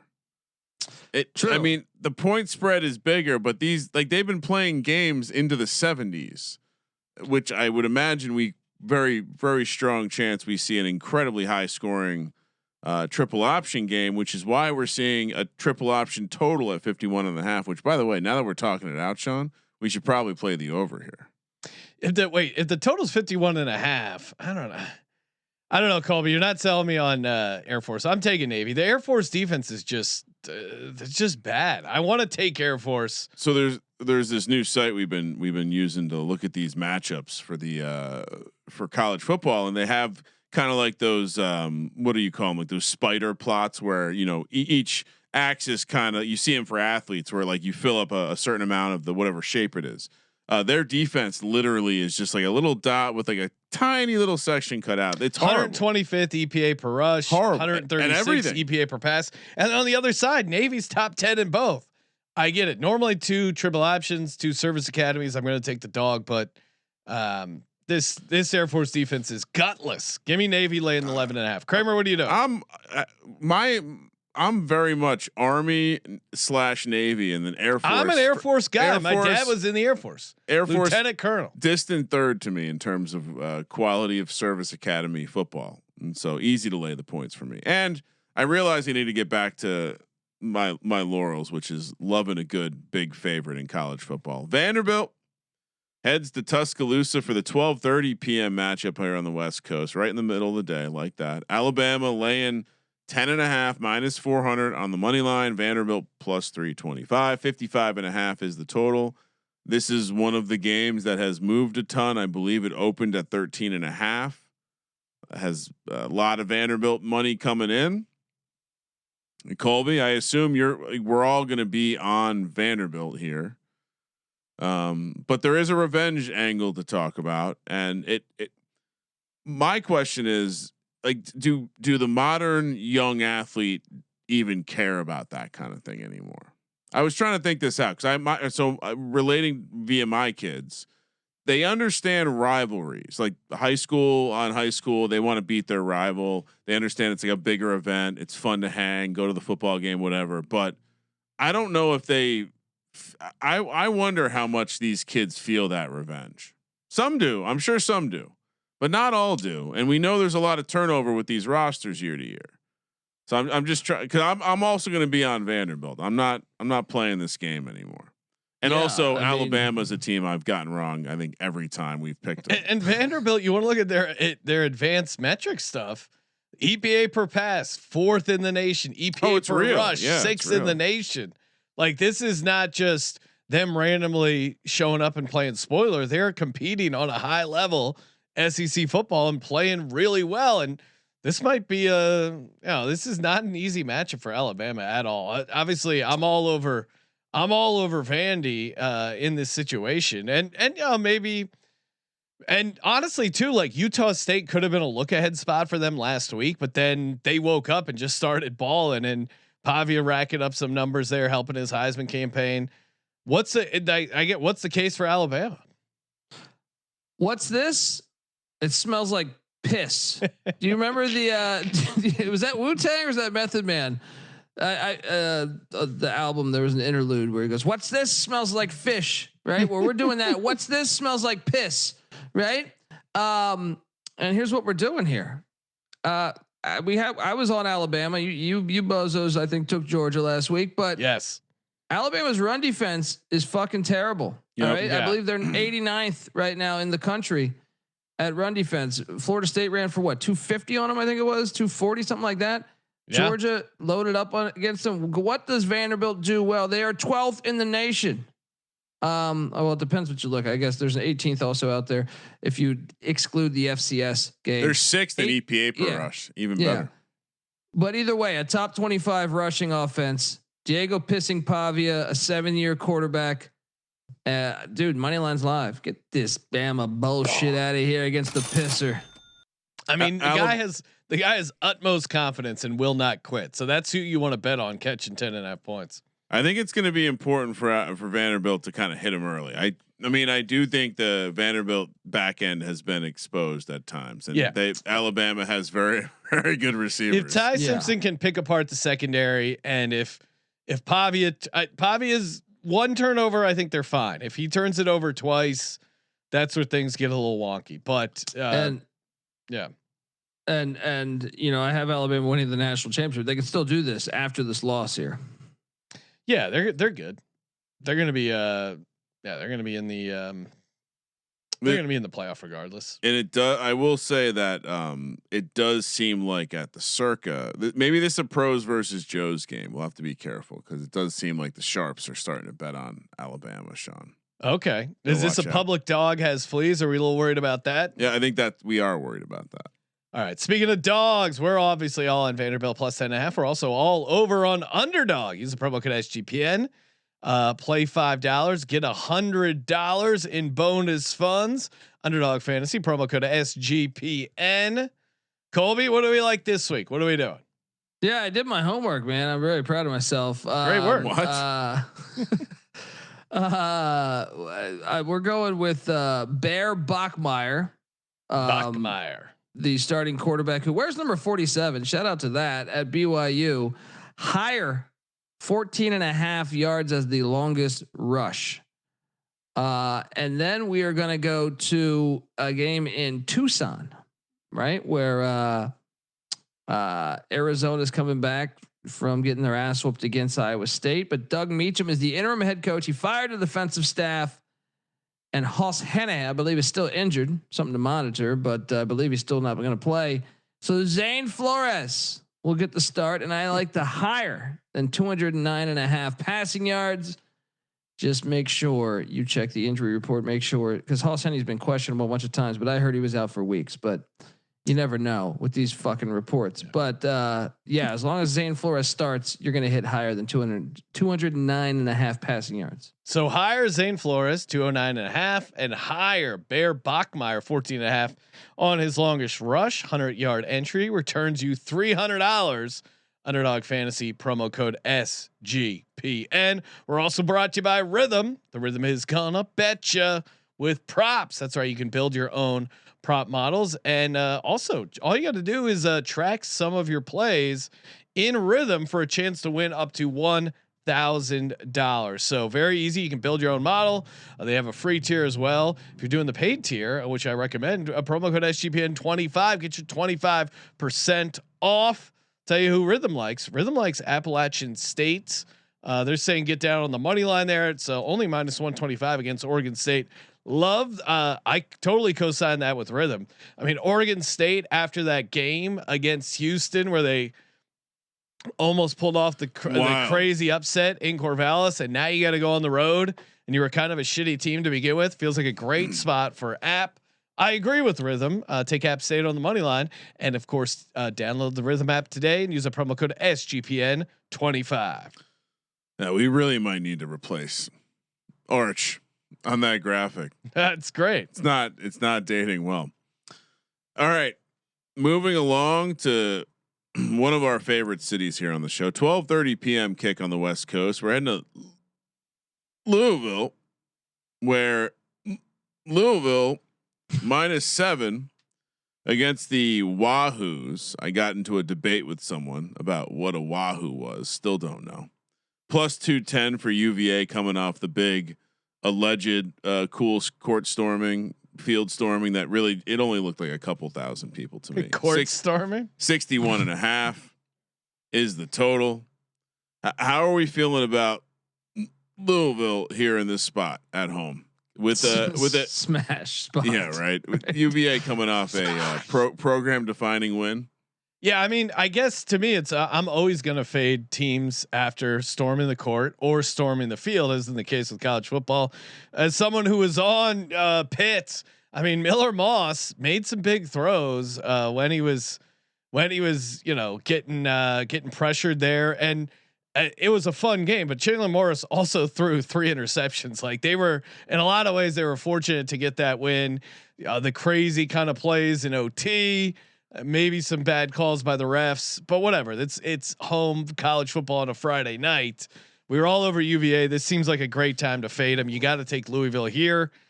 Colby, what are you doing? Yeah, Louisville, I mean, right? look, I actually think, like, lost in this. I think Virginia's pass defense is horrible. Now they don't chart horribly because they played Thomas Castellanos, because they played William and Mary, because they played Stanford with good Ben Gulbranson. And Coastal Carolina's offense is fucking terrible too. So I think they're actually way worse than that. And when you play Jeff Brom, he will exploit that. Their receivers are really good at Louisville. Their quarterback's good. I'm all over laying. This is lock potential. Yeah, and reminder, we were also fading Florida State as they looked ahead to the game against Miami. Yeah. And so this is like anything to take away from their historic victory, right? I mean, if that's sure. Are you going to apologize to the field? I had a lot of people asking, will you apologize to UVA's awesome stadium? No, it's not an awesome stadium. God, people were asking. People reported how great that stadium was from the crowd, but also there were people they were drunk at a football game. It's a fucking gem. It's a fucking gem. We need forget to about it. What murder? Yeah, I mean, my thoughts would be, if it's such a gem, why do they only show up once every in a while? No, a great stadium. The Rose Bowl is great. UCLA's got like 10 fans there every week. It's not great. No need to insult our buddy Justin Decker. It was great that night we were there with the LSU, all the LSU fans. That was fun. That was excellent. I know you only got to stay for a little bit, Colby, but it was a very good time. I had to meet some friends in the parking lot. I just love how Colby just went. Speaking of another great episode on the SGP Stories Patreon, go behind the scenes with Colby getting kicked out of the Rose Bowl. That's an all timer. Yeah, Colby misbehaving on a hilarious level. I can still remember the crowd joining together, UCLA fans and LSU fans across the aisle. Bowser in the drive home. Will you shut the fuck up? Let me enjoy this win. Oh man, Colby had a moment where he's like, okay. So many great elements. Next up, Texas. So we're all on Louisville. Yes. Which every time we talk about a Louisville game, I get at least 2 DMs about the thanking me for my correct pronunciation. 12:30 p.m. on the West Coast. We're heading to Gainesville for Texas and Florida. Texas laying 7 on the road here in the swamp just seems wrong. -260 on the money line. 42 is the total. Florida's a juicy +220 home dog. Colby, great logos, by the way. Well, I mean, which shitty quarterback's going to play better? I just feel like you got to bet on the home defense. I guess that would be my thought here. Because Florida what's next week. Florida. I mean, Florida hasn't put up 17 points this season. Is that? I mean, that's obviously against like real teams, but is that enough to cover against Texas? Texas, besides Arch, they do have a good roster. Maybe Sarkisian fixed him in the 2 weeks. There was rumors that he was dealing with an injury. I'm trying to make a case for Texas because they have Oklahoma next week, Sean. Okay, there's like that's the handicap. Is this a look? Can you look ahead when you're? Oh, absolutely. And I just want a trip to the swamp. before the game against Oklahoma. This was a circle it before the season. Yeah, we were always taking Florida. Yeah, I'm on Florida. I was just trying to like walk through what the case would be for Texas. I mean, betting on DJ Lagway right now is not super comforting, but yeah, who is Arch Manning to be laying 7 points on the road? Does he finish the game, Colby? Like I'm worried he might get pulled. Well, the concern would be Texas is the luckiest team over the I honestly don't know if Texas was even any good the past 3 years. They've played like so many backup quarterbacks. Lagway was in a boot like 10 days ago or something, 12 days ago. That's the only way they get this. And surprise, surprise, next week they play Oklahoma, and what's Mateer got surgery in Los Angeles. Probably. Yeah. This fucking Texas team's the luckiest team ever. I'm still taking Florida. Art's got to prove it to me. I don't think he's good. He's got. I know Lagway's not good either. Yeah, I know.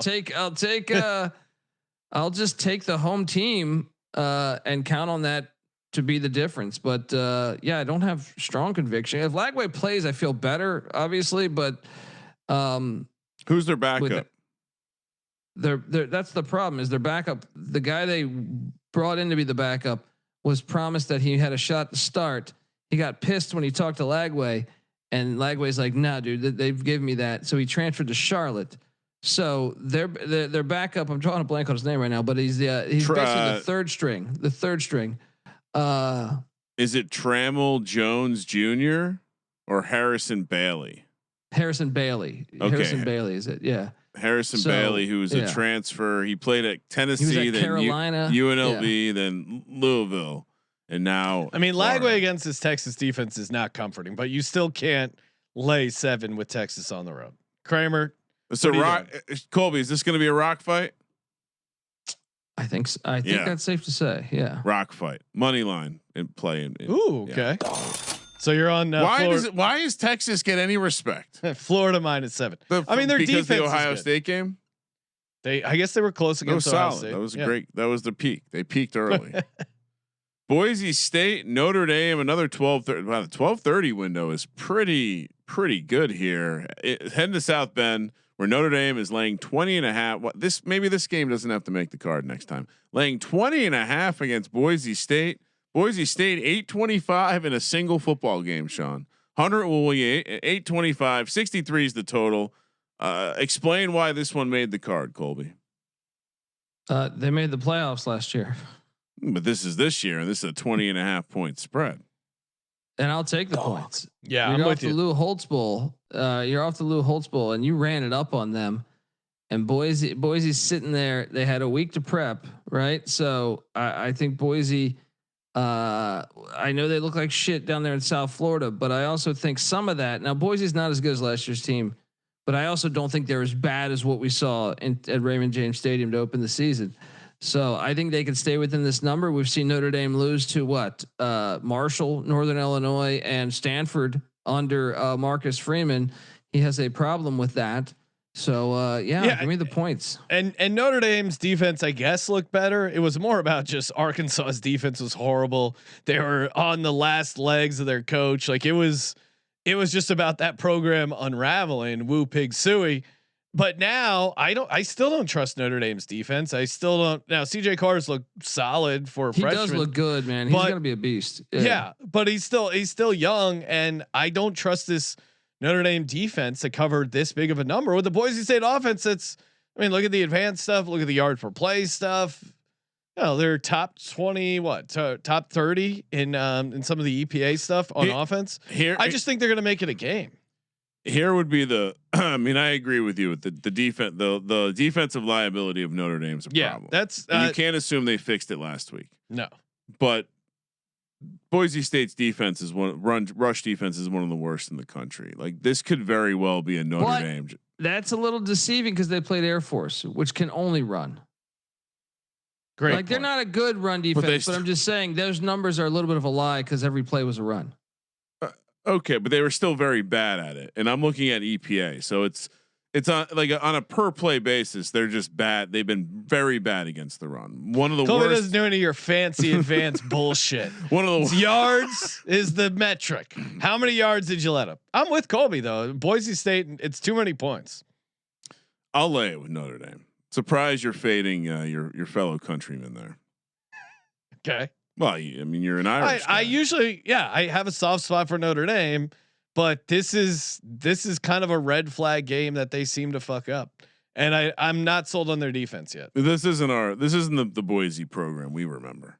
Michigan State, Nebraska, heading to Lincoln, 1 p.m. on the West Coast, where Nebraska's laying 12 against Michigan State. That Spartan looks. I don't know. It doesn't look like very manly to me. Oh, I think he looks 355 on the money line for Michigan State. 48.5 is. He's got total. a sweet weighted vest on. He's got a cool mohawk. Kind of looks 5 points of contact on the ball. Are we sure this isn't someone who's just bringing a football from the cheerleading area on the field to the football players? Colby? Yeah, I'll take the points. I think this is too much. Nebraska's defense, I don't think is very good ever since Tony White left. I know it's, the numbers this early in the season. I know we've been spewing these numbers, but some of them can be lies. They're number one in pass defense. Nebraska is. I don't buy that. I think Aiden Childs, although they're not prolific passing the ball, I think they'll have some success passing the ball.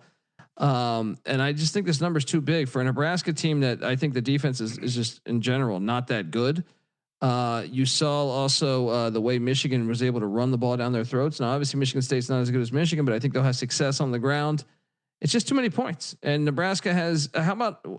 I should have pulled this for this part, but their record in one-score games is fucking atrocious. So. I know the line's more than a touchdown, but I think it'll be within one score. I think this is a worthy money line play too. So this got this opened at 8, and people are just hammering Nebraska. I don't see the love for Nebraska. I mean, Raiola's had a couple moments, but I don't know. He's not a double digit favorite kind of guy. And Michigan State, they kept it competitive against USC. I guess. Yeah, I'm with you, Colby. I think Michigan State's going to hang around this game. Even looking at the advanced stuff, I think the Notre Dame defense, a little fugazi, not believing in their offense. Yeah, give me Michigan State in 12. That's too high. Kramer, what are you doing? Yeah, no, I like Nebraska. I went to the well and lost with them against Michigan. I think I'm going to go back to the well here. I like the home environment, and as I specified earlier. My card had been featuring way too many dogs recently.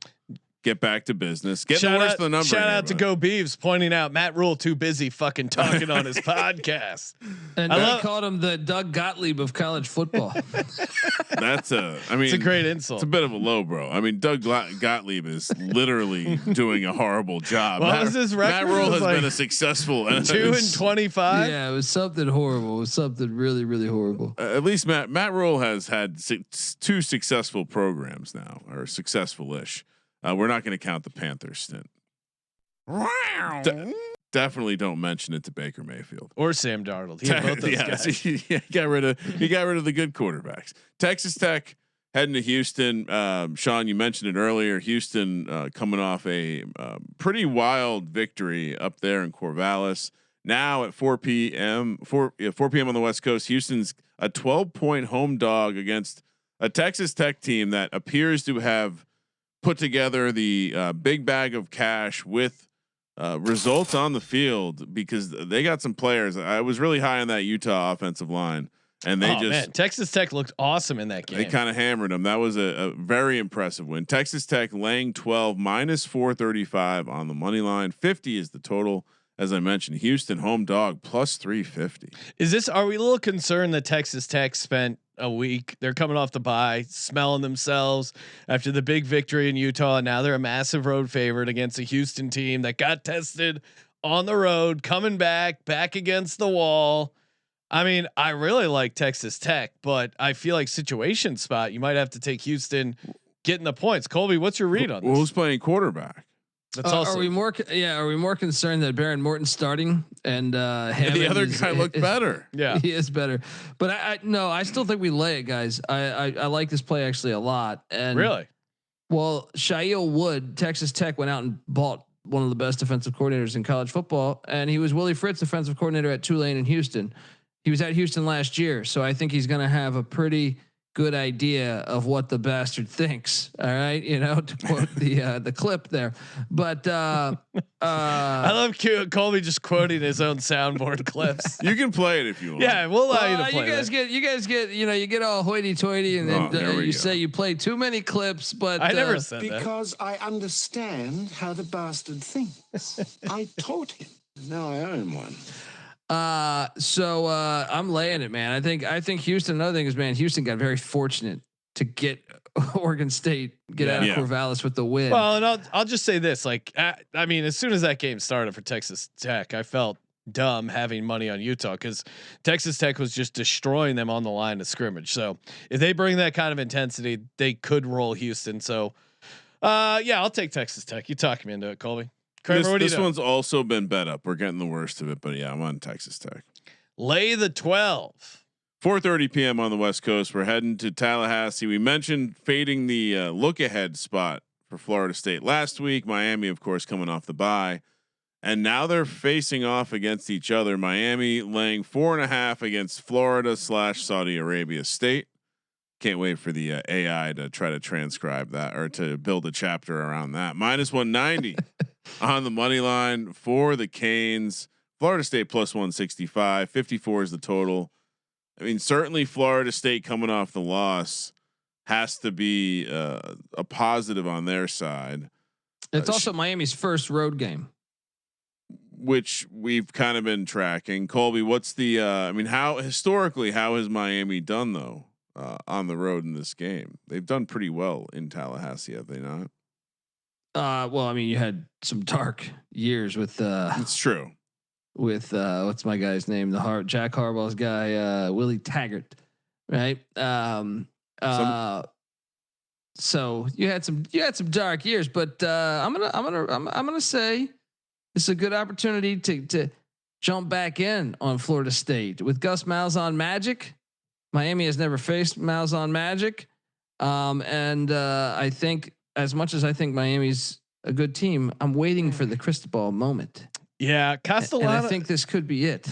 Castellanos awful loss after he got humiliated with that guy fucking flipping him the bird. He seems to be a guy that gets up in big spots. We saw that obviously and I'm laughing because Ryan in the chat saying, please make me a Saudi Arabia State t-shirt. I will buy 2. He's a guy that seems to get up in spots, especially when he's motivated. We saw that first game of the season.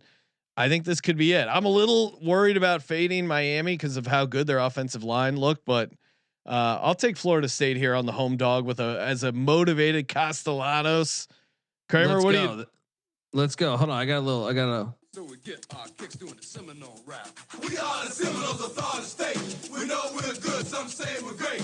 I go and simple, best in the land. Rocking to the beat of the Monster Cheese Band. On Saturday night, we'll strut our stuff to show the nation that those are tough. We gotta wait for the bridge. They all know we just be chilling. I mean, how great is that? Go watch we that video. We gotta do a SGPN version. It's like, hey, I'm Mac, and I get blackout drunk, and I have a super cool funk, and then hey, I'm CJ. I got the bottom line bombs. Sing some song. We got to do an SGPN version. That being said, Saudi Arabia State is the play, catching the points. A little worried about how good Miami's offensive line, and they're making Beck look awesome, in spite of the fact that Kramer hates him because he lost a couple Lambos. He might be good. If you filter how has Miami done in Tallahassee when ranked, you have to go back to 2004 to find a situation where they would have covered this number. So yeah, I think we have to take Florida State. Well, and I mean, look, the last time we saw Miami on the road, they blew their playoff chances and losing at the Filthy Carrier Dome. So I mean, this is Cristobal. To your point, Cristobal hasn't fucked up a huge. Is it going to be a time management thing, or is it going to be a cutting a 1-score game to a 1-score game decision? Actually, look at the last 4 road games for Miami. You have a loss at Syracuse, a loss at Georgia Tech last year. Both those were last year, and then At Louisville, where there's a questionable strip sack that looked like it was a forward pass. I remember at that. Cal, where the guy's blocking downfield 10 yards, and there's also ridiculous targeting. 39-38 win. No, we got to go. We got to go with Saudi Arabia State here. I mean, throw in the bullshit overturn in Blacksburg. Oh, that was wild. Miami Gardens. Oh, that was in Miami. Yeah. All right, my Mississippi State last game, guy. We made it. We're not talking about any games after 4:30 p.m. on the West Coast. Mississippi State, Texas A&M in College Station. There will be parades. There will be cheerleaders and military cheerleaders, or cheer generals, I think they're called. Texas A&M laying 2 touchdowns here. They let us down last week. Make it 2, Utah. Feel like we were on the right side. Minus 550 on the money line. Hail State plus 425. 55.5 is the total. Mississippi State ends up covering by a half point in overtime. That's a backbreaking loss. Colby, can they get up for this game? I mean, this is just feels like a fade spot. They've been a nice surprise team. We love the program. RIP Coach Leach, but like taking Tennessee to OT and then not getting it. Now you got to go on the road against Texas A&M, who's had some moments where they've looked really sharp. Should have covered last week. Feels like I kind of want to take Mississippi State again just because they've hung around so much and have looked pretty good, but I'm worried their spirit might be crushed after that Tennessee loss. Colby, how say you? I understand you just like betting on Fluff Bothwell. I do too. It's an awesome name. It's a great college football name. But like I just tend to think Mississippi State. This is they played a road game at Hattiesburg week 1, but that was not a true road game. Half that crowd, or 20% of that crowd, was Mississippi State fans. This is their first real road game. Yeah. So I think, and I still wonder about Mississippi State's rush defense and playing a Colin Klein offense. I think they'll be able to exploit that. So I'm actually going to lay the number, and I wonder if Blake Shapen and company are going to be able to put up any points on that Elko defense. You see what they did against Auburn last week, guys? Yeah. No, let me, cause that stat was pretty amazing. Auburn was, 0 for 15 on 3rd and 4th down. We got you on the right side of that one. You laid it. Yeah. I mean, Fluff Bothwell, all-time great nickname, but this is just it's a bad situation spot for a otherwise fun Mississippi State team. So I think you got to lay it here. 14. It's a little too much, or a little not enough for this Mississippi State team. So yeah, they're Texas A&M minus 14. Kramer, what are you doing? They're going to be overwhelmed by the ass kicking. Maybe this will be the game that I invoke the private stock Buzz Williams picture that I've never showed anyone. People are waiting for that. I know they are. That's why it's going to be a big moment when I finally release it. All right, Kramer's more on photographs than answers. Yeah, maybe I'll say that. Great point. Maybe that will. I'll save that for the more questions than answers podcast. Time for our lock, dog, and tease. Presented by the good folks over at mybookie.ag. Head over there, use the promo code SGPN, get the 100% bet back bonus up to $500. T's and C's apply. Kramer, what are you doing? Well, do we want to mix it up?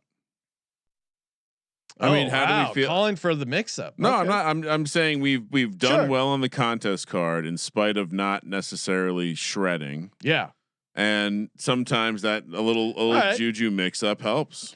Colby, you want to go first? What do you got? Let's lock up. Okay. I'm just trying to decide who do I want to put as my dog. He wasn't ready for that lead. No, let's position. lock up. Do you want me to go first? No, I got it. We're good. It's got it. We're gonna fade the Rio Grande rivalry. Let's lock up Sam Houston and San Jose State. Sam Houston State and San Jose State. San Jose State. A double. I like that.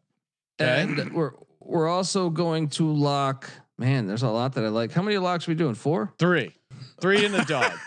I do. That is my favorite part of the show. And Colby tough decisions because I like a lot of these. Let's go with let's do Louisville -7 against Virginia. Ooh, okay. Like that one a lot. I love that. What's your money line dog? It is No, it is the Air Oh. Force Falcons. Air Force Wow. Falcons. Upset. Not locking Upset. up Vanderbilt.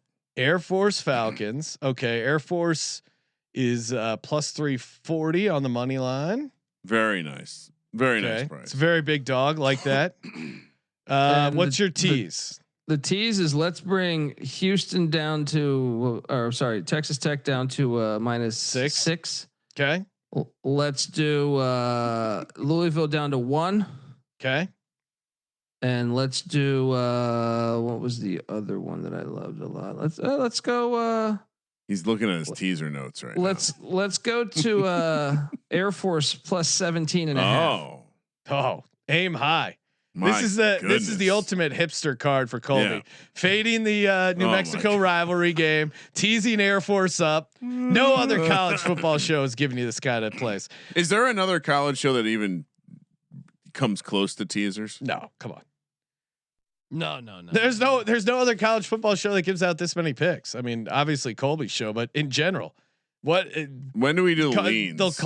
They'll give out 3 plays. When I see people titling their show, college 2 football best week bets. 6 best bets and leans. Yeah, come on. What are we doing? When people are giving out their contest leans, What are we it's doing? Insane. Contest leans? Fuck off. Or just leans in general. All right, for me, going back to our gals, San Diego State minus the 6. That defense is what's legit. going on here? Colby's bringing up the He wants the UMass Dartmouth versus UMass Maritime. Is that Joe? Is that where Joey Lobster went to school?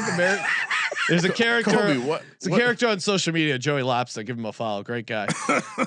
My other lock. Colby's got a lot of free time. Give me Vanderbilt plus 10.5. I didn't forget about you, Vanderbilt. For my third lock, I'm with Colby. Give me Louisville. That's a great fade of UVA. For my dog, give me Florida. Who is Arch Manning to go on the road in the swamp? Plus 165 on the money line. This feels very good.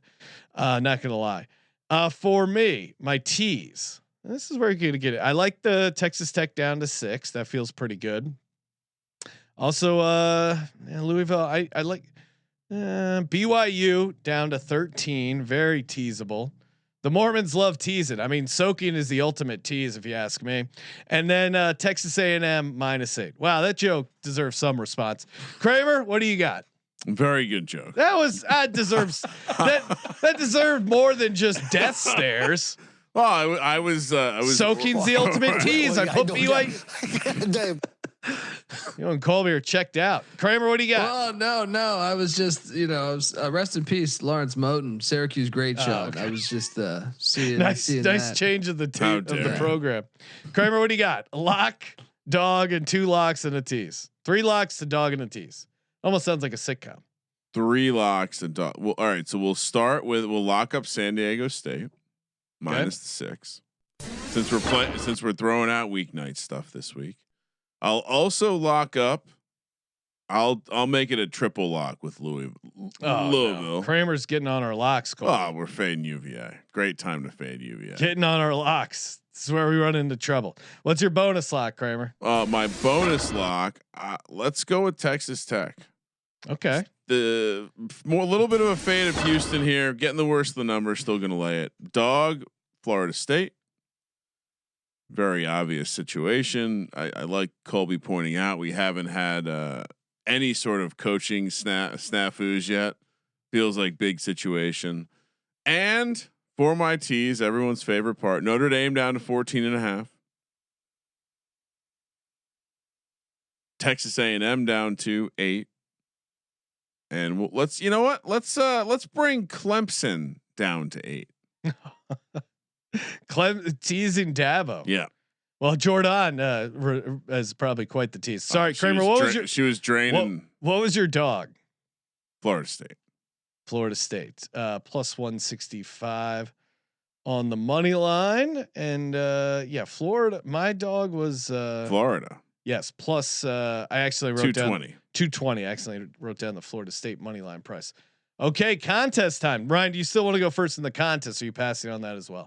I mean, we're in the top 10%, but we need to do better. So I think we Colby, should. I think we should rotate. Can we do Thursday night games for the contest? I believe so. Yeah. Okay. Just gotta remember to submit them. What do you got? Well, let's just start with an easy aim high, miss small, guys. Air Force. Wow. Plus 11.5. Take that. You. I know you guys are on the other side, so you're just gonna have to just No, I hope.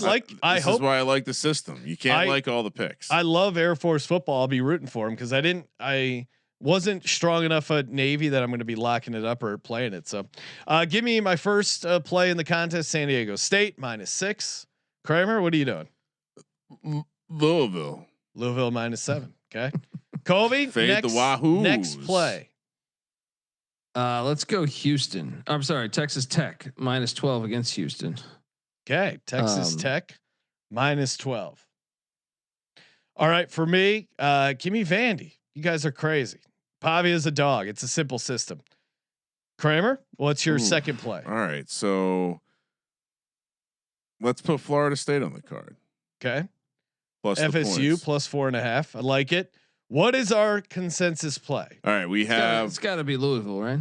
We already took it. Louisville's in there. Yeah, I took it. Yeah. So we have here are the consensus. We have a lot of consensus plays. So Colby's got Sam Houston State as one of his locks. It's already in there. Yep. Oh no, he didn't. No, I didn't. Oh, you're right. Sorry. So that's a potential one. We have we already took San Diego State. We have Kansas State, Iowa State. Vandy's already on there. Yep. We have Louisville already on there. Florida is a consensus play. We all like that one. Texas, and then Texas A&M. Florida would be my vote. Texas A&M maybe second. Colby, what do you like? I think my first play there would be Sam Houston. Sam Houston, Kramer. I don't mind playing a Thursday game. All right. Sam Houston, I can be talked into Sam Houston State -2. Yeah, let's do it. Okay, so we got Air Force plus 11.5, San Diego State -6, Louisville -7, Texas Tech laying the 12, Vandy plus 10.5, Florida State plus 4.5, Sam Houston State laying the -2. Good times, everyone. Thank you for tuning in to the Sports Gambling Podcast. Please smash that subscribe button. Check out the college football experience wherever you get your podcasts. And a reminder, the merch sale ends when the month ends. So maybe you have 1 hour left to order some stuff. Maybe it's already kicked off. I don't know. Promo code football. Oh, look at these sweet signs. Although this one, yeah, zoom in. If they double printed it, is that what happened? They must. I got like a fucking deer. They accidentally put a deer with the word intention. Well, on no, it. there's a word that printed over experience too, Colby. Yeah. What does that say? Yeah, something intention. Great Stein though. Bad intentions. I can't really. It's probably some inspiring like holiday mug. The deer almost looks like it fits on the football. The Steins do come out great. This is a rare misprint. It's a vintage 1 of 1. Look, we might have to on the more questions than answer. We might have to give this away. Yeah, that's great to some lucky fan out there. I like that. You've used it, of course, which increases I have not. the value. Game I worn. have not used it. Oh wow. All right, and of course, as always, thank you for participating in the Sports Gambling Podcast. For Sports Gambling Podcast, I'm Sean. Second the Money Green. He's Ryan. Yeah. For those who are wondering, my checks did clear. Virginia Tech's back. Kramer, let it ride.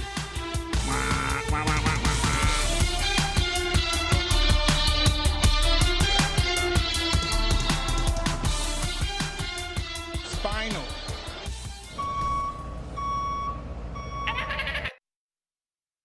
And Tua Tagovailoa, the quarterback,